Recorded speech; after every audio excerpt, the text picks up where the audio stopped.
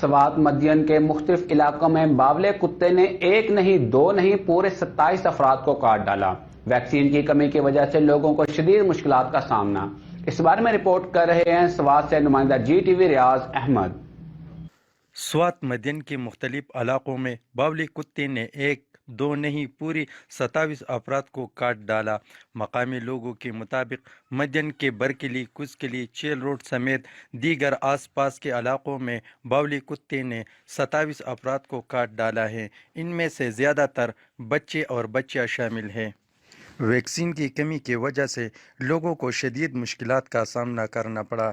اس موقع پر اے سی بحرین اور سول ہسپتال مدین کی انچارج نے کہا کہ صبح 9 سے 10-11 بجے ٹائم کے آئے تھے، تقریباً 9-10 کیسز آئے تھے۔ اس میں سے ہم نے تقریباً 5 وائل ہمارے ساتھ تھے، 5 ہم نے لگائے، باقی رہ گئے 4۔ ان میں سے کچھ ہم نے ریفر کی ادھر سینٹرل ہاسپٹل مینگورا، اور باقی جو آ رہے تھے اس کے لیے میں نے ڈی ایچ او سوات کو کنٹیکٹ کیا۔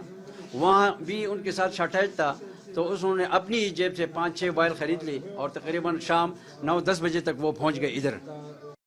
حکومت کو چاہیے کہ ویکسین کی کمی کو پورا کیا جائے۔